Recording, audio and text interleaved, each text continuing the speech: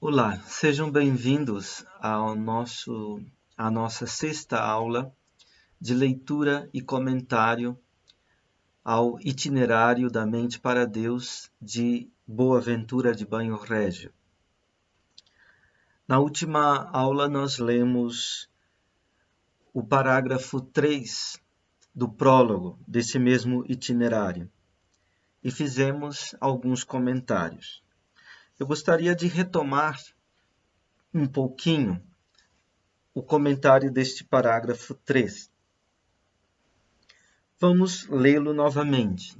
Ele diz assim: com efeito, as 6 asas do serafim podiam muito bem simbolizar as 6 elevações ou iluminações progressivas pelas quais nossa alma, como que por certos degraus ou vias, dispõe-se à posse da paz através dos arrebatamentos extáticos da sabedoria cristã. Mas o caminho que nos conduz à paz não é outro, senão o amor ardentíssimo a Cristo crucificado. Foi este amor ardente que, após ter arrebatado São Paulo até ao terceiro céu, transformou-o de tal modo em Cristo que o fez exclamar: estou crucificado com Cristo. E já não vivo eu, é Cristo que vive em mim. Esse amor penetrou tão vivamente a alma de São Francisco que seus sinais se manifestaram no corpo, 2 anos antes de sua morte, com os estigmas sacratíssimos da paixão. As 6 asas do serafim representam, pois, as 6 iluminações progressivas que, como escadas, têm seu ponto de partida no mundo sensível e nos conduzem até Deus, no qual ninguém pode entrar senão por meio de Jesus crucificado. Aquele de fato que não entra pela porta do aprisco das ovelhas, mas sobe por outra parte, esse é um ladrão e salteador. Mas quem entra por esta porta penetrará e sairá e encontrará pastagem. Por isso São João nos diz no Apocalipse: bem-aventurados os que lavam suas túnicas no sangue do Cordeiro, eles terão direito à árvore da vida e à entrada pelas portas que dão acesso à cidade. Isso significa que, através da contemplação, não se pode chegar à Jerusalém celeste, a não ser entrando pelo sangue do Cordeiro, que é como que sua porta. Além disso, de modo algum torna-se apto para as contemplações divinas que conduzem aos arrebatamentos do Espírito aquele que, como o profeta Daniel, não for um homem de desejos. Ora, 2 coisas inflamam nossos desejos: a oração, que arranca gemidos do nosso coração, e a contemplação, que faz voltar direta e intensamente a nossa alma para os raios da luz celeste. Bem, então retomando aqui esse parágrafo 3, nós podemos tentar compreender o sentido desta obra que estamos lendo e comentando, ao menos de longe. Bem, o itinerário é como que um guia para uma viagem, né? Digamos, se você vai a uma agência de viagens, quer realizar uma viagem, então aquele que responde pela agência, ele vai te propor um itinerário, vai te propor os caminhos e as estações dessa viagem que você pretende realizar. Então, esse prólogo está nos apresentando um guia para uma viagem. Esta viagem é a viagem da mística cristã. Esta viagem é a viagem para a paz. A paz é lembrada, por exemplo, na figura da Jerusalém celeste. Os medievais interpretavam o nome Jerusalém como a visão da paz, relacionando Jerusalém com Shalom, que quer dizer justamente paz. Então, Boaventura fala diversas vezes em suspensões do espírito, ascensões do Espírito, excessos do Espírito, que vão aquietar o próprio Espírito, o coração inquieto do homem, que vão fazê-lo repousar em Deus. Então, a experiência da paz em Deus, isso é que é a sapiência cristã. Sapiência como o saber, que é um sabor, que é um degustar. Bom, qual o caminho para chegar a essa paz? O caminho, diz Boaventura, não é outro que o amor ardentíssimo ao Cristo crucificado. Lembramos que o serafim é, para os medievais, o espírito do amor ardente. A visão de Francisco no Monte Alverne é a visão de um serafim que tem a forma de um crucificado. Esse serafim tem 6 asas, 2 asas para baixo que cobrem seu corpo, 2 asas para os lados e 2 asas para o alto. Então, Boaventura vê nessas 6 asas as 6 degraus, 6 fases, digamos assim, dessa viagem do espírito para a paz, que começa para baixo, começa a partir do mundo das criaturas, depois se estende através da alma humana ela mesma, e por fim se eleva, transcendendo a própria alma humana, o que nos recordam as asas para o alto. Mas, digamos, o elan, a força motora do peregrino nesta viagem é o amor ardentíssimo ao Cristo crucificado. Lembremos aquilo que dizia Paulo: a cruz é loucura para os que buscam a sabedoria, fraqueza para os que buscam poder. Mas para os que creem,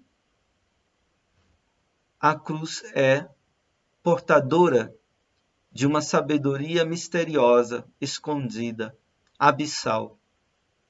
E ela é a força de Deus. Então, a fé no Cristo crucificado, e mais do que a fé no Cristo crucificado, o amor ardentíssimo ao Cristo crucificado, abre esta possibilidade da sabedoria ou da sapiência cristã. E Boaventura coloca como modelos de histórias de vida que fizeram este caminho, percorreram esta viagem, 2 pessoas, o apóstolo Paulo e São Francisco de Assis. Do apóstolo Paulo, ele lembra que esse amor ardentíssimo o levou a ser arrebatado até ao 3º céu. Paulo fala desse arrebatamento em que ele, nesta suprema iluminação, tem um conhecimento puríssimo, silencioso, inefável, indizível, de modo que não pode comunicar aquilo que ele conheceu ali. Bem, me recordei que Mestre Eckhart tem uma outra passagem, eu já citei uma, em que ele alude a esse 3º céu como um 3º grau de conhecimento, o 1º grau sendo o conhecimento sensível, o 2º grau sendo o conhecimento imaginativo e racional, aquele que passa através de imagens e de comparações e de análises, de sínteses, né? O intelecto que compõe, que divide, né? O raciocínio que julga, que infere. E tem um 3º grau de conhecimento que o mestre Eckhart chama de conhecimento limpidamente espiritual. Mas tem uma outra passagem em que mestre Eckhart vai falar desse conhecimento. Esta passagem é o Sermão 101, que se intitula em latim Dum medium silentium tenerent omnia. Enquanto o meio silêncio, enquanto todas as coisas eram tidas, contidas no meio silêncio, então a palavra misteriosa desceu do céu. Esta passagem, ela era a antífona da celebração do Natal, na missa da noite. Recordava, neste contexto medieval, a encarnação do Verbo de Deus, o Verbo que se fez carne e que habitou entre nós.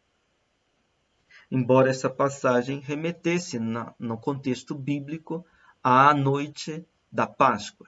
Então, a noite da Páscoa, a noite da libertação, é também a noite do Natal, quando a palavra desce do alto e se faz carne em meio ao mundo humano. Bem, mas não é o comentário que Eckhart faz desta passagem que nos interessa.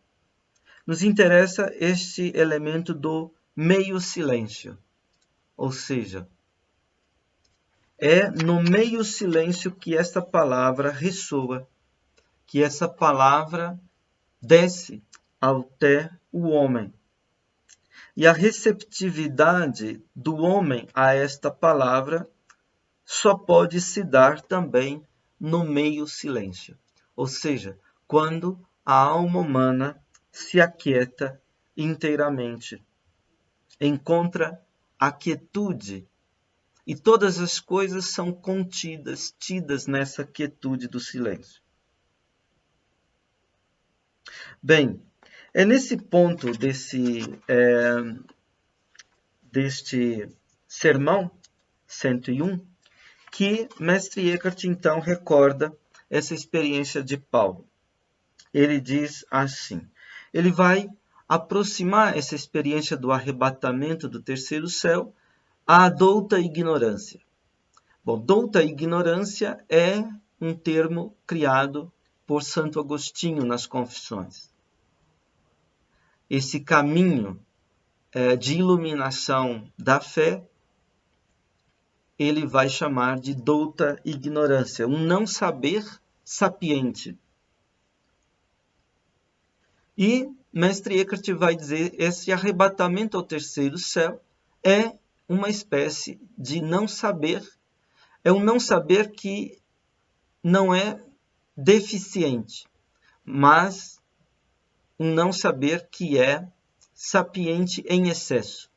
Ou seja, não se trata de uma ignorância crassa, de uma ignorância insensata, mas de uma ignorância sapiente.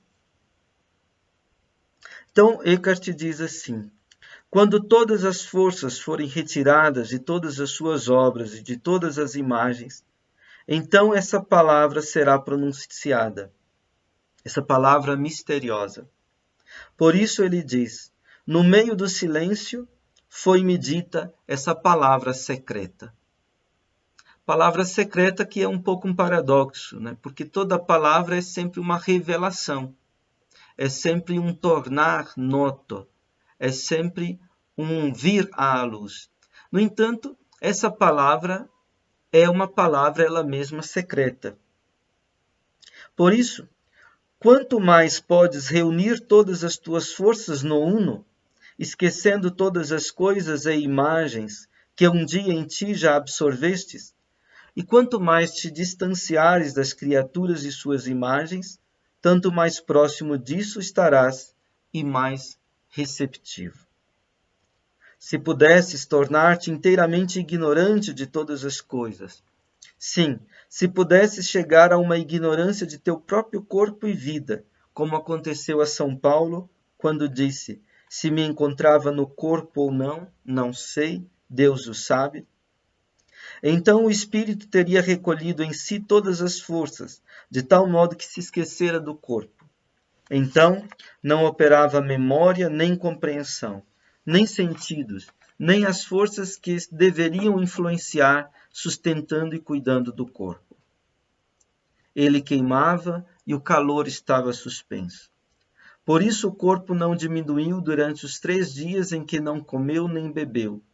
O mesmo aconteceu a Moisés quando jejuou 40 dias sobre o monte e nem por isso adoeceu. No último dia estava tão forte como no primeiro. O homem deveria, portanto, soltar todos os seus sentidos e recolher todas as suas forças e chegar num esquecimento de todas as coisas e de si mesmo. Sobre isso, um mestre disse à alma: retira-te da agitação das coisas exteriores. Depois, fuja e esconda-te, protegendo-te da tempestade dos pensamentos interiores, pois criam inquietação. Por isso, se Deus tiver de falar sua palavra na alma, esta deve estar em repouso e em paz. E então, sim, ele pronuncia sua palavra e a si mesmo na alma, e não uma imagem, mas a si mesmo. Bem, há que se observar, então, que esse conhecimento é, na verdade, um conascimento. Ou seja, é, na verdade, o homem nascer com Deus, em Deus, a partir de Deus. E Deus nascer do homem, a partir do homem. Então, Deus gera o homem e o homem gera Deus. Isto é, para Mestre Eckhart, o conhecimento. O conhecimento que nós chamamos hoje com a palavra mística. Bem, esse conhecimento, então, é uma identificação do homem com Deus. Então, ele transforma o homem, é um conhecimento transformador do homem. De modo que o homem é transformado em Deus. No caso, o discípulo é transformado em Cristo. Ele se torna um outro Cristo. Assim foi com Paulo, quando diz: estou crucificado com Cristo, já não vivo eu, é Cristo que vive em mim. Para Boaventura também Francisco se torna um outro Cristo. Também ele se identifica com Cristo e é transformado em Cristo. Mas o que leva a essa transformação é o amor ao Cristo crucificado. Esse amor, diz Boaventura, absorveu a mente de Francisco. E a mente tornou-se patente na carne. Que a mente fosse inteiramente cristificada, inteiramente transformada, identificada com o Cristo crucificado, isto tornou-se patente no corpo de Francisco. Essa é a interpretação que Boaventura dá dos estigmas, isto é, das marcas, das chagas, das cicatrizes das chagas que apareceram no corpo de Francisco. Pois então, o itinerário começa das criaturas e conduz até Deus, mas a entrada no mistério de Deus não se dá a não ser pelo Cristo crucificado. Ele é a porta. A porta significa ele é a passagem que dá acesso. Ele é o princípio da revelação do mistério de Deus. Então, Boaventura tem em mente o mistério de Deus que se revela no Cristo crucificado. Aquilo que foi o tema da pregação de Paulo, apóstolo. Mas, então as contemplações divinas que vão se dando através dos 6 degraus que partem das criaturas e chegam até a porta, que é o Cristo crucificado, essas contemplações divinas, elas então conduzem aos excessos mentais, conduzem a esses arrebatamentos, a essas ascensões, suspensões, que levam o homem ao esquecimento de si, que levam o homem à ignorância de si e de tudo. Então, levam o homem a essa douta ignorância, digamos assim, que é o máximo da iluminação cristã.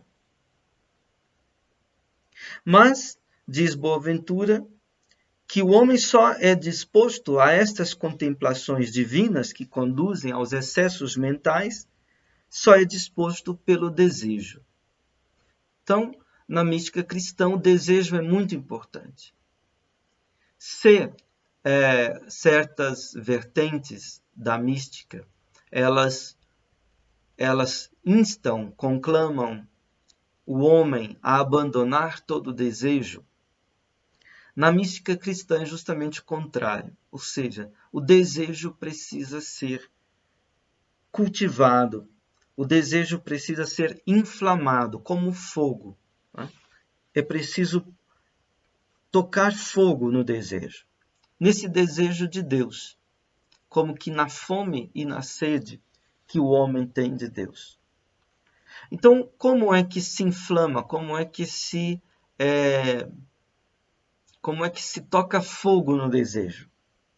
Bem, Boaventura termina o parágrafo 3 dizendo: por dois meios, duas coisas inflamam nossos desejos: a oração e a especulação. Então, a oração que arranca gemidos do nosso coração. A oração é justamente o clamor do coração diante, em face do divino.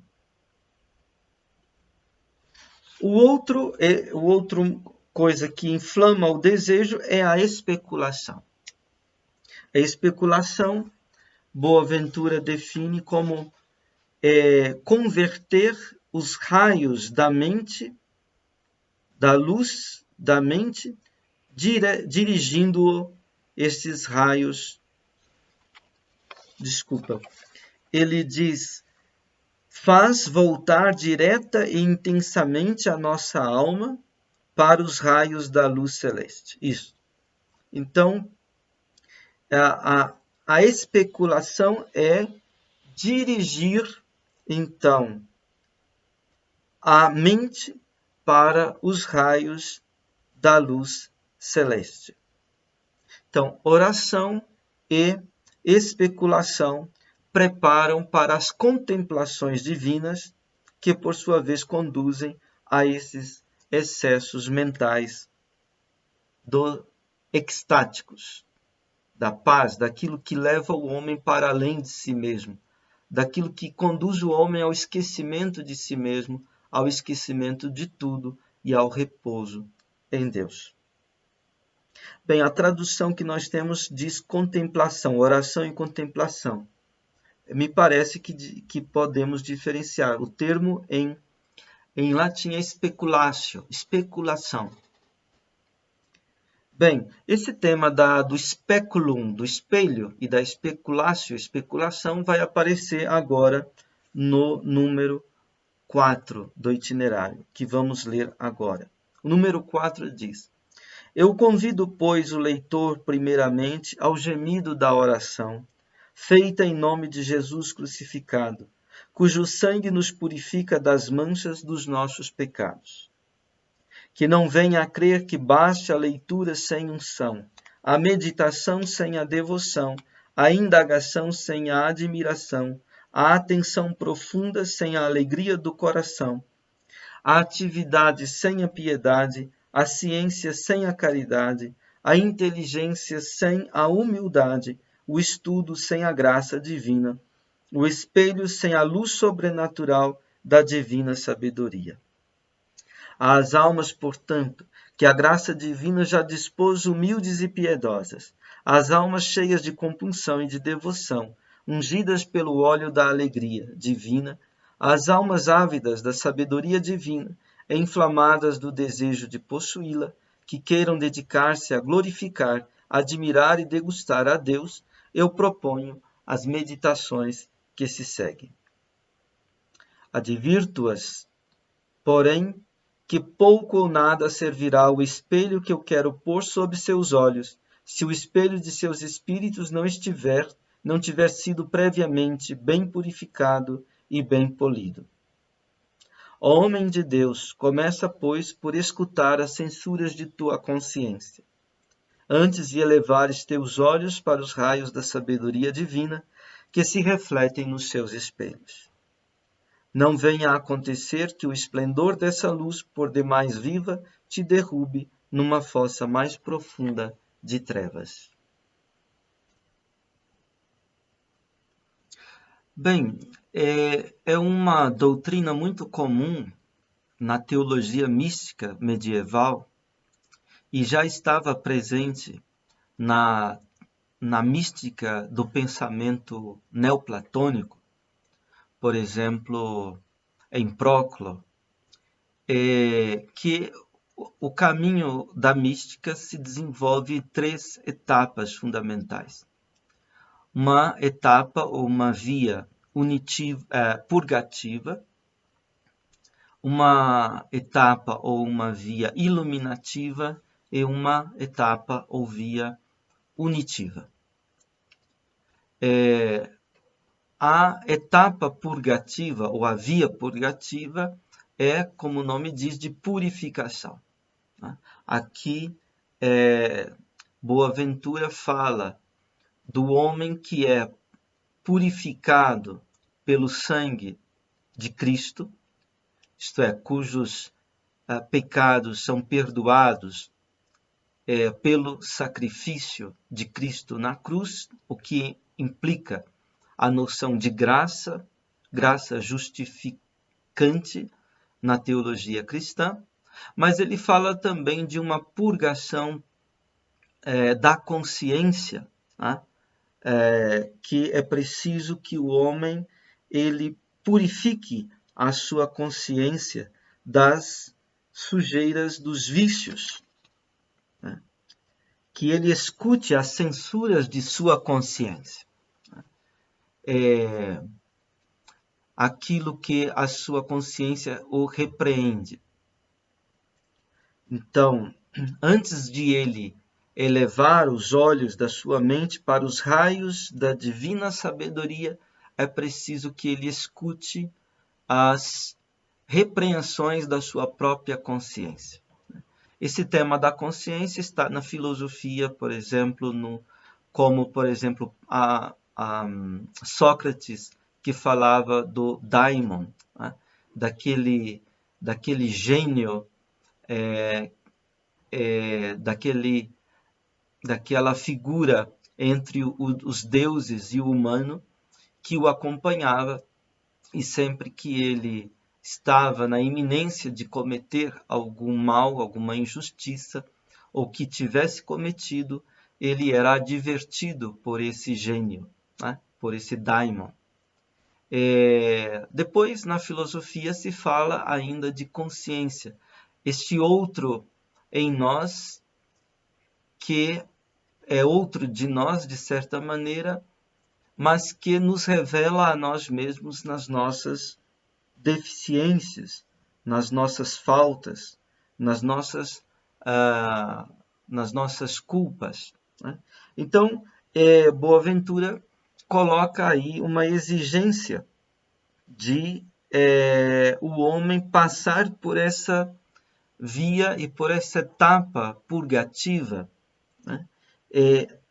De purificação, antes de ele estar apto para a etapa iluminativa e ainda mais para a etapa unitiva. Então, Boaventura usa esta metáfora muito comum em todas as tradições místicas de manter o espelho polido, limpo, polido. Um espelho, quando está todo enferrujado e quando ele está empenado ou torto, não é? Ele vai deformar a imagem daquilo que se reflete nele. Assim também o homem, quando na sua condição de vida moral, digamos assim, está todo tomado pelos vícios, ele também não terá condições de que a sua mente espelhe de uma maneira apropriada a luz, os raios da luz da sabedoria divina nele. Então, por isso que Boaventura chama a esse trabalho, digamos, de dispor a mente para os raios da sabedoria divina, polindo e deixando bem límpido este espelho da mente, através de uma vida que seja uma vida voltada para as virtudes e que esteja distante dos vícios. Então, é uma condição prévia, digamos, para a contemplação, esse exercício da alma, da mente nas virtudes e, naturalmente, a superação dos vícios. Então, o itinerário coloca isso como uma condição, né, para que o esplendor dessa luz viva, por demais viva, não derrube numa fosse mais profunda de trevas aquele que pretende galgar os caminhos da contemplação. Bom, para ilustrar o papel que essa imagem do espelho tem no discurso da mística, vamos dar um exemplo que é de uma outra tradição, que é da tradição Zen.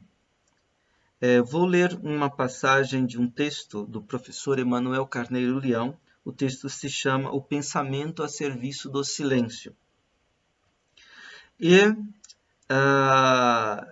o seu comentário vai nos ajudar a entender um pouquinho essa questão do espelho.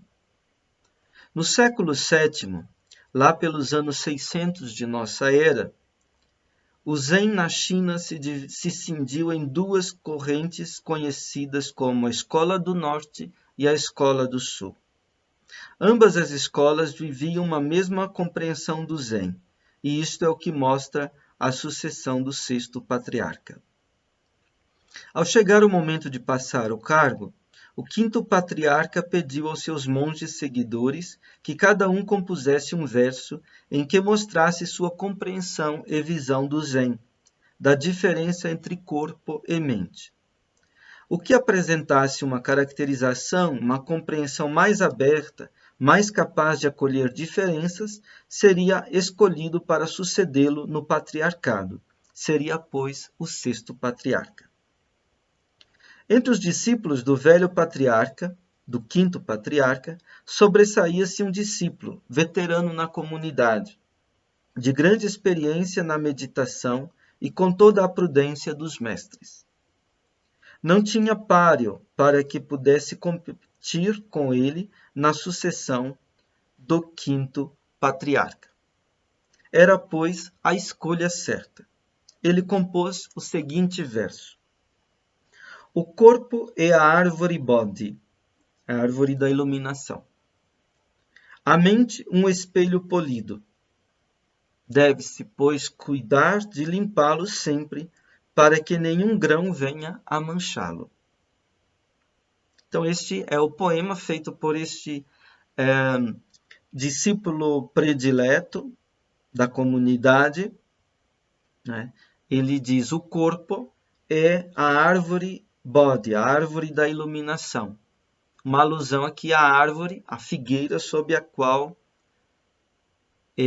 o Buda recebeu a iluminação. A mente é um espelho polido. Deve-se, pois, cuidar de limpá-lo sempre, para que nenhum grão venha a manchá-lo. É o ensinamento de Boaventura aqui no itinerário, ou seja, para que se dê a especulação ou a contemplação, a reflexão dos raios da sabedoria divina na mente, é preciso que o espelho da mente esteja limpo, límpido, polido. Não haja nem mesmo um grãozinho que manche o espelho da mente, nem mesmo um pensamento, nem mesmo um desejo que manche esse espelho da mente. Bom, o comentário de Carneiro Leão diz o seguinte: qualquer um com o mínimo de percepção e compreensão do que é a mística e a experiência contemplativa, quer no Oriente, quer no Ocidente, sente o significado deste verso. Baseia-se na distância entre corpo e mente e considera a iluminação o resultado de uma purificação, uma liberação das condições limitantes, restritivas, impostas ao espírito pelo corpo. A iluminação se alcança, pois, pelo esvaziamento da mente. Este, ao menos, é o entendimento que, em geral, se tem do Zen e da mística. Então, é, digamos assim, um patrimônio comum, uma doutrina comum na mística do Ocidente, na mística do Oriente, e nós estamos lendo um texto da mística do Ocidente, que é o Itinerário da Mente para Deus, portanto, estamos lendo um texto da mística cristã.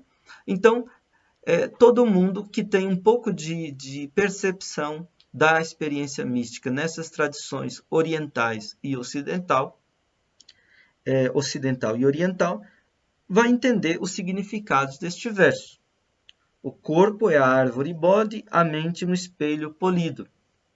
Que uma distinção entre corpo e alma, o corpo o lugar sob o qual se dá a iluminação, a alma o espelho polido, ou a mente, o espelho polido. E que é preciso a purificação para haver a iluminação. Isto é, essa purificação é uma liberação das condições restritivas impostas ao espírito pelo corpo. Normalmente aí entra toda a dimensão da ascese nas tradições da mística, né? Que é justamente libertar o espírito dos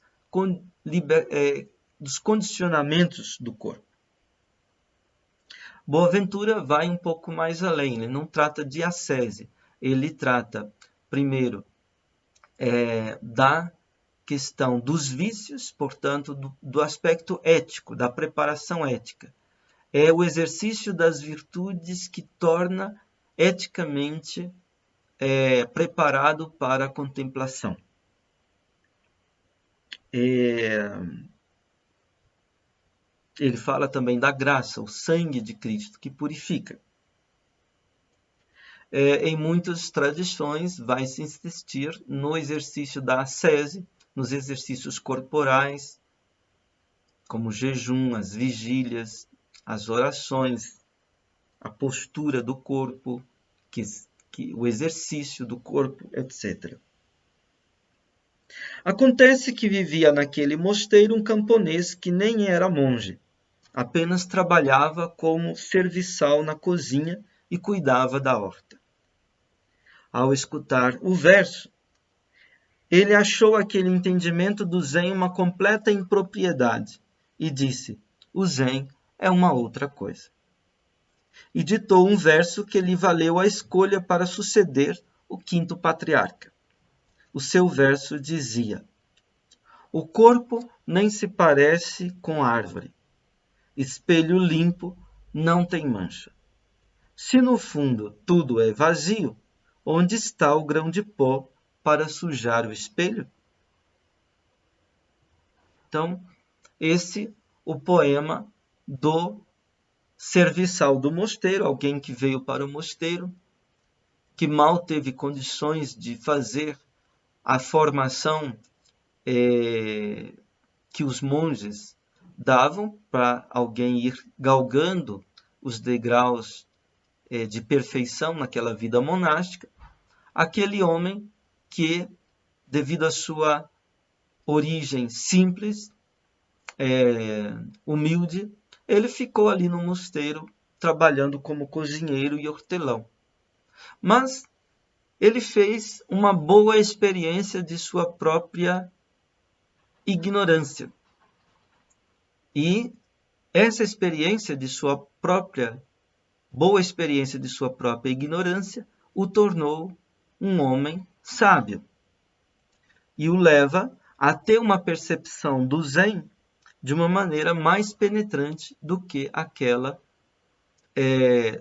tradicional que foi bem sintetizada pelo discípulo predileto. Então ele diz: o corpo nem se parece com árvore, espelho límpido não tem mancha. Se no fundo tudo é vazio, onde está o grão de pó para sujar o espelho? Na perspectiva do pensamento do silêncio, esse cozinheiro, diz Carneiro Leão, era o pensador do futuro.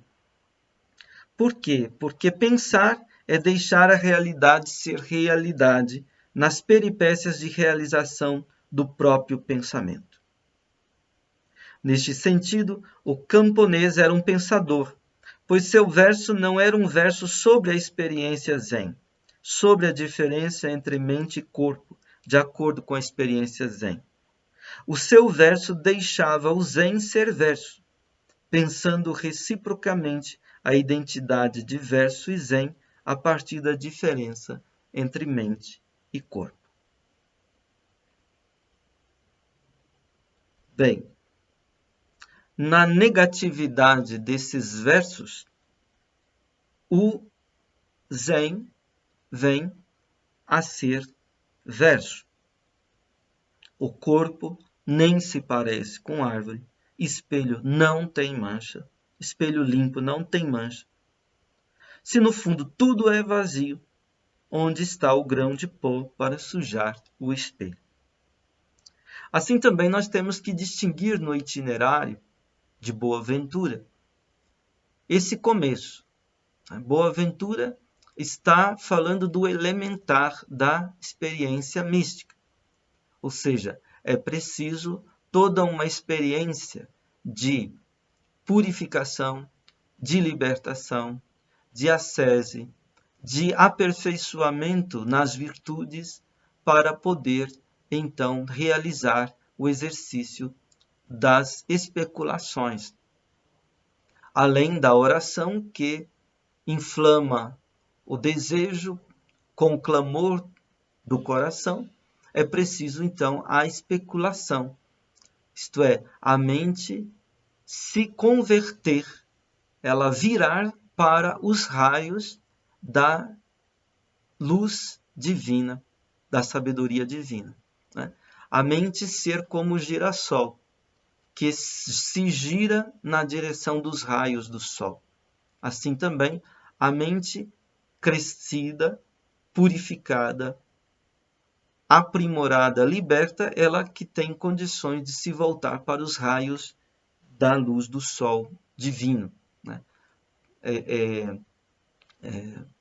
Boaventura até diz, né?